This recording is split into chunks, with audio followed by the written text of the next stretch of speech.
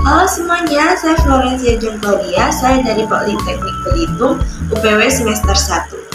Dalam kesempatan kali ini, saya ingin membuat video tentang dampak positif dan negatif dari akulturasi, asimilasi, dan interkulturasi terhadap sistem religi. Sebelum itu, apa sih pengertian dari akulturasi, asimilasi, dan interkulturasi? Asimilasi dalam sistem religi adalah proses perpaduan dua budaya atau lebih yang menghasilkan suatu bentuk kebudayaan baru. Dalam konteks agama, akulturasi terjadi ketika unsur-unsur kepercayaan dari berbagai agama bercampur dan membentuk praktik keagamaan yang unik. Contohnya, Natal di Indonesia. Perayaan Natal di Indonesia seringkali dipadukan dengan tradisi lokal, seperti penggunaan pakaian adat saat perayaan misa. Asimilasi dalam sistem religi. Asimilasi adalah proses penyesuaian atau peleburan suatu kelompok budaya ke dalam budaya lain yang lebih dominan. Dalam konteks agama, asimilasi terjadi ketika suatu kelompok agama minoritas mengadopsi sebagian besar atau seluruh kepercayaan dan praktik agama mayoritas. Contohnya, konversi agama. Seseorang yang awalnya menganut agama tertentu kemudian memutuskan untuk memeluk agama lain secara keseluruhan. Sedangkan interkulturasi dalam sistem religi adalah proses dialog atau pertukaran nilai-nilai antara berbagai budaya. Dalam konteks agama, interkulturasi menekankan pada pemahaman dan penghormatan terhadap perbedaan agama serta upaya untuk membangun kerjasama dan toleransi antar umat beragama. Contohnya, pendidikan agama.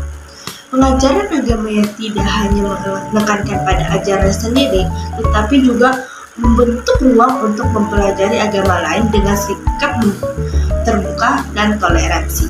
Selanjutnya, kita akan membahas tentang dampak positif dan dampak negatif dari akulturasi, asimilasi, dan interkulturasi dalam sistem religi. Dampak positif dari akulturasi yaitu 1. Meningkatkan kekayaan budaya. Perpaduan berbagai tradisi dan kepercayaan menghasilkan ritual, simbol, dan seni keagamaan yang lebih kaya dan beragam. 2. Adaptasi terhadap zaman. Agama dapat lebih relevan dengan konteks sosial dan budaya yang telah berubah.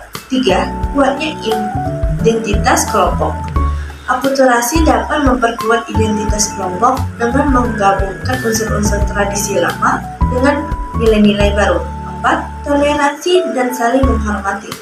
Proses akulturasi dapat mendorong sikap saling menghormati antar umat beragama.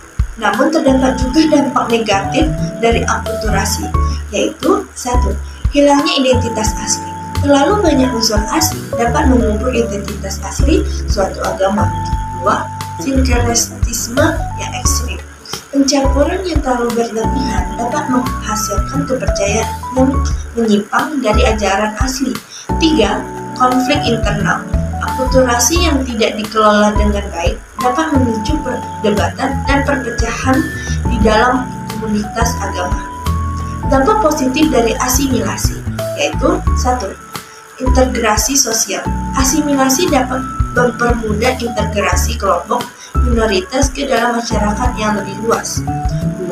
Meningkatkan kesejahteraan.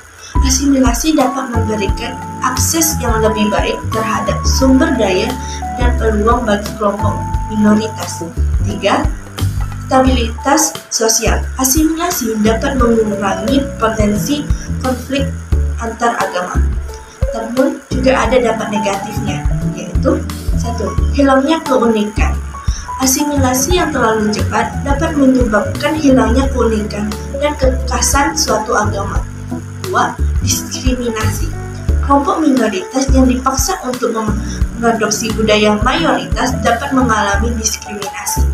3. Konflik identitas. Individu yang mengalami asimilasi dapat mengalami konflik identitas antara identitas agama lain dan identitas budaya baru. Dampak positif dari interkulturasi yaitu 1. Pemahaman yang lebih baik antar agama. Dialog antar agama dapat mengurangi prasangka dan stereotip negatif.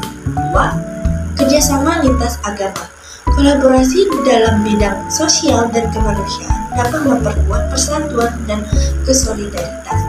3. Promosi nilai-nilai universal. Interkurasi dapat mempromosikan nilai-nilai kemanusiaan yang universal seperti kasih sayang, keadilan, dan toleransi. Namun, juga terdapat dampak negatif dari interkulturasi, yaitu 1. Relatif agama.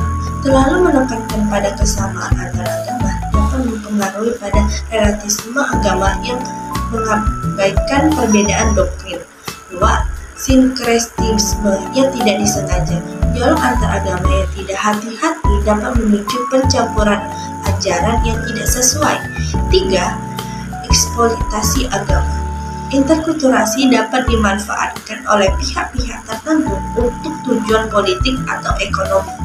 Sekian materi yang dapat saya sampaikan. Saya ucapkan terima kasih.